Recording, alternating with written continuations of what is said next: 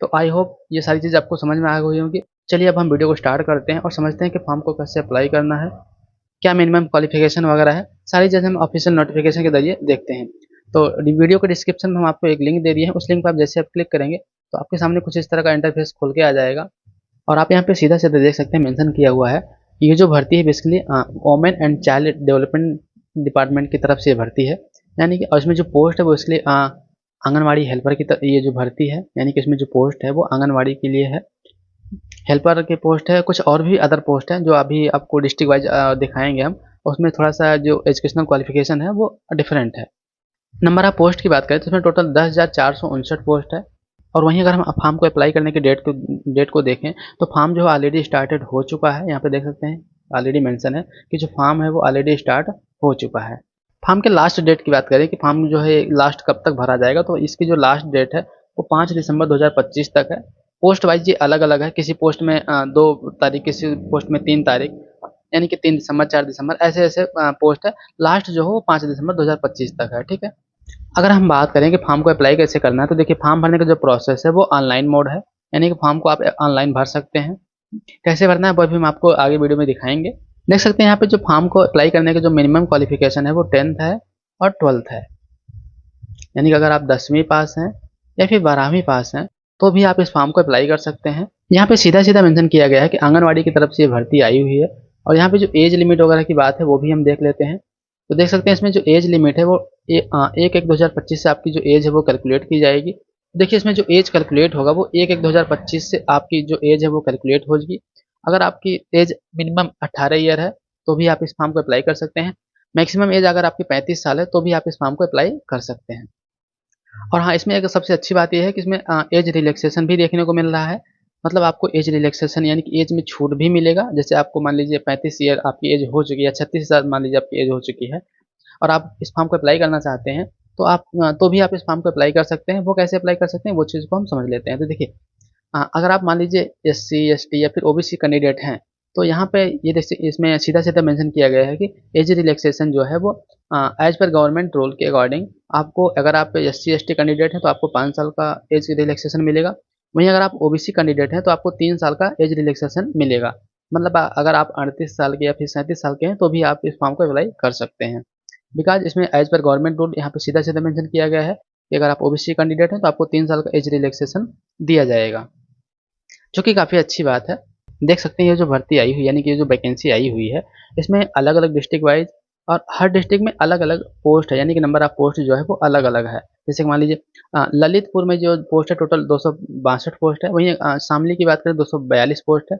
सीतापुर में देख सकते हैं टोटल 1048 पोस्ट है। मतलब हर डिस्ट्रिक्ट में अलग अलग भर्ती आई हुई है आंगनबाड़ी की। अच्छा, अब आपके मन में भी एक कन्फ्यूजन होगा कि ये जो भर्ती है केवल इन्हीं 4-5 डिस्ट्रिक्ट के लिए है या फिर और डिस्ट्रिक्ट के लिए भी है। तो देखिए ये जो भर्ती है बेसिकली पूरे उत्तर प्रदेश के लिए है। मतलब अगर आप उत्तर प्रदेश के किसी भी जिले से हैं तो भी आप इस फॉर्म को अप्लाई कर सकते हैं। तो चलिए हम आपको दिखा देते हैं कि किस किस डिस्ट्रिक्ट से ये भर्ती आई हुई है। तो चलिए अब हम यहाँ पे ये समझ लेते हैं कि हमको यहाँ पे सैलरी वगैरह कितने मिलने वाली है, वो चीज़ हम यहाँ पे समझ लेते हैं। तो देखिए इसमें जो सैलरी मिलेगी वो आपको आंगनवाड़ी की जो रूल है एज पर गवर्नमेंट रूल है उस रूल के हिसाब से आपको सैलरी दी जाएगी।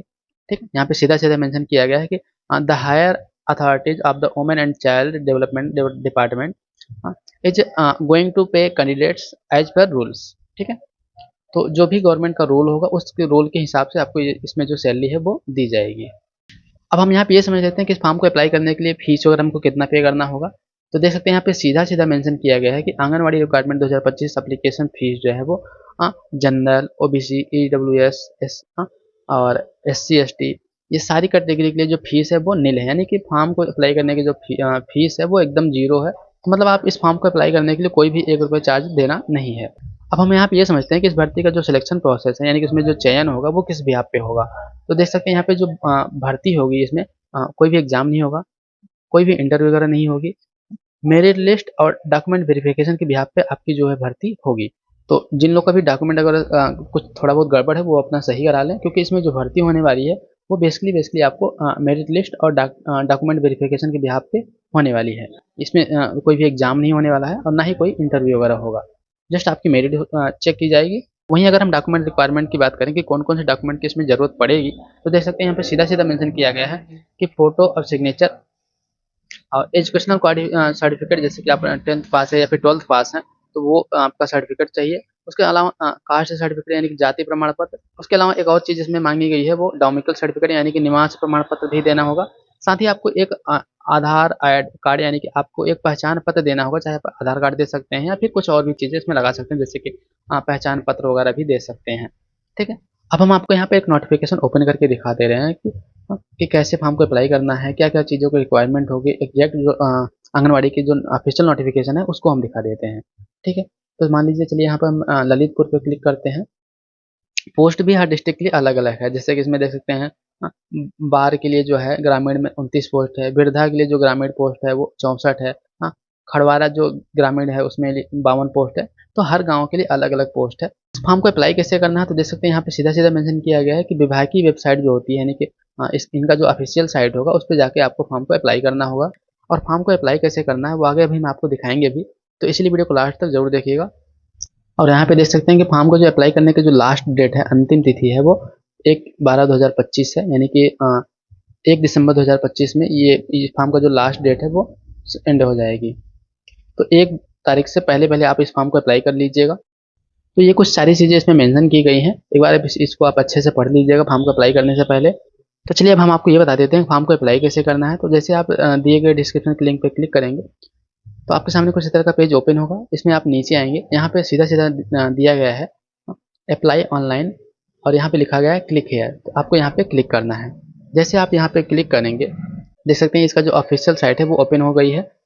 और यहाँ पे आपको सबसे पहले, अगर आप मान लीजिए आप यहाँ पे अकाउंट नहीं बनाए हैं तो सबसे पहले आपको यहाँ पे क्या करना है, अपना अकाउंट बनाना है।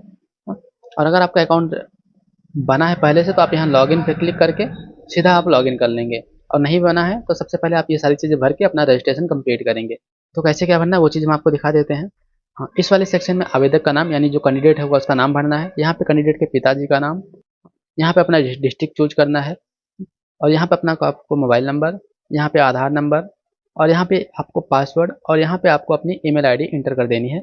और यहाँ इस वाले सबसे लास्ट वाले ऑप्शन में आपको यहाँ पे कैप्चा इंटर कर देना है। उसके बाद यहाँ पे रजिस्ट्रेशन करे पे क्लिक कर देना है। जैसे आप इस पे क्लिक करेंगे आपका जो रजिस्ट्रेशन है वो कंप्लीट हो जाएगा। उसके बाद यहाँ पे आप सीधे लॉगिन पे क्लिक करके लॉगिन करके फॉर्म को अप्लाई कर सकते हैं। तो कुल मिला के लगभग हमने सारी चीज़ें अच्छे से कवर कर दी है। फिर भी अगर आपको कोई डाउट है तो आप कमेंट सेक्शन में कमेंट करके जरूर बताइएगा हमें।